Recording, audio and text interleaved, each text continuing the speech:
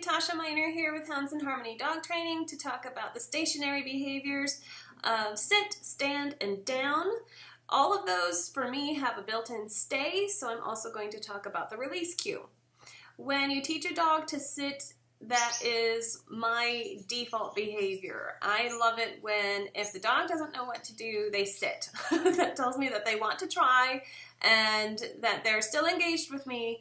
They just don't know what exactly they're supposed to be doing, or if they're not sure what they're supposed to be doing and we're out and about, they just sit and hang out with me. It's a really nice behavior to teach as a say please for meals, for treats, for greeting someone, for saying hi to another dog, and it just comes in handy overall in a lot of ways to help the dog maintain a sense of control. When I teach down, I don't teach it strictly from a sit, I also teach it from a stand so that they can get into the position either way. I like it to be a folding down, and I like it to be pretty snappy. I don't like the kind of ooze into it down. I like the kind of down where they know what they're doing and their elbows hit the floor and their bum hits the floor all at the same time. Stand is often overlooked, and I always teach it in conjunction with all of the other stationary behaviors. It's super handy for grooming, for veterinary exams, and for shots.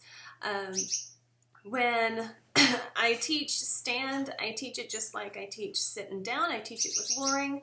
You can also teach all of these behaviors with shaping, and a lot of the Kieran Pryor Academy students will do this.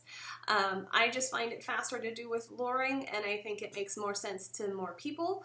But if your dog is really good at figuring things out and you want to give them a puzzle, see if you can shape it. Shaping is really fun for teaching dogs to do things through approximations.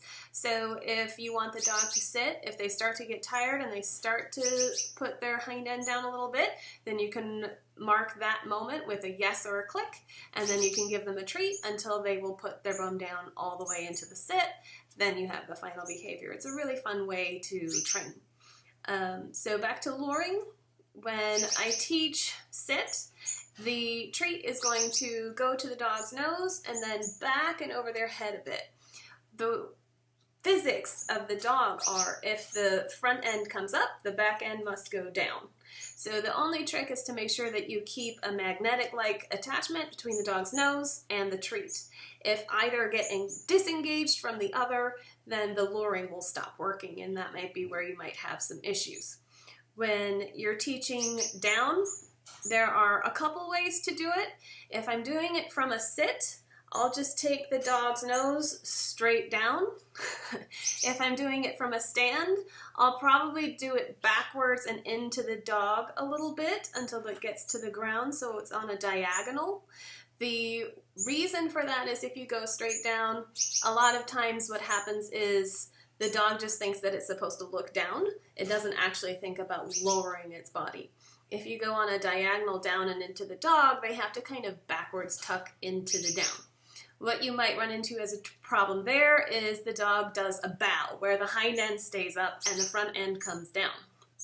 It's half of a down, so I still reward when the elbows hit the floor, and then I will reward again when the dog gets tired and they'll put their bum down on the floor as well. When dogs do that, they're not being difficult or obstinate or stubborn. Dogs actually don't have much awareness of their back end at all.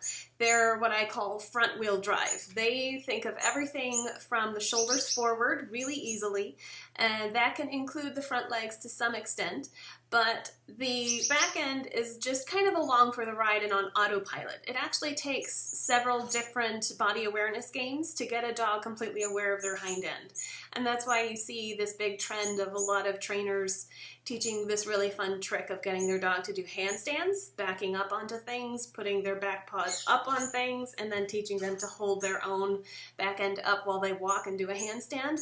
That's part of hind end awareness games. So are pivot games and getting them to hold their front feet still but move their back end around some sort of platform.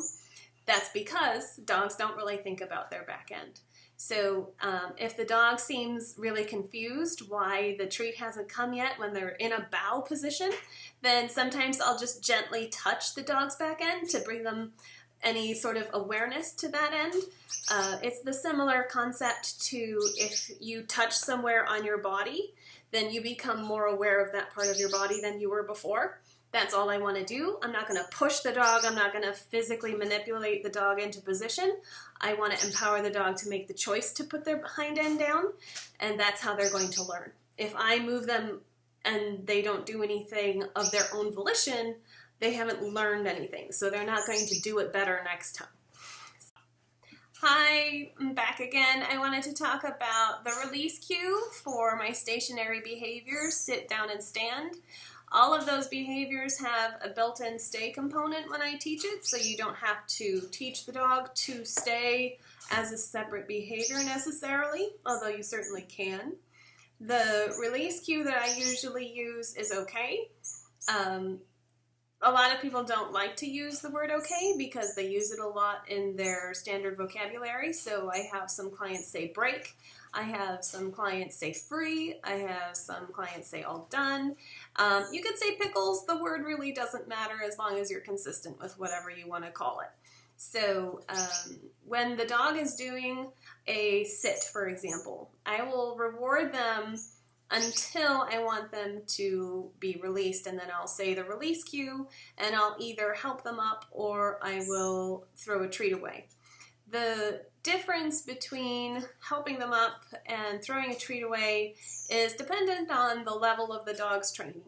If I have been throwing a treat away for a while and the dog doesn't seem to put together that I'm throwing the treat because I want them to get up, I might use mild leash pressure that doesn't force them up, but makes them think about giving to that leash pressure and getting up, just to help them put it together. When I say my release cue, okay, now you get up, then you get rewarded for getting up. So the release is just as rewardable a behavior as the sit, down, and stand are, or anything else. A lot of people think that when you release the dog, that's enough of a reward, and that might be the case if they're really eager to get to something, to get to you, to get to someone, to get to a toy, then absolutely you don't need to use a treat and reward it. But if the dog is doing a stay and completely comfy, and then you let them know, hey, you don't have to stay here anymore, then you want to make sure that you reward their getting up, even if it's just a pat and saying they're a good dog. In the beginning stages, though, you want to make sure that the reinforcement is pretty high value to the dog. That could be a toy, that could be a treat, that could be play, that could be a bunch of things. But you want to make sure that you use a reward so that they put together the behavior with the reinforcement. If they don't feel like whatever they're doing is getting paid well enough, they won't be inclined to repeat it in the future. So I think that's it, and I'll see you next time. Bye.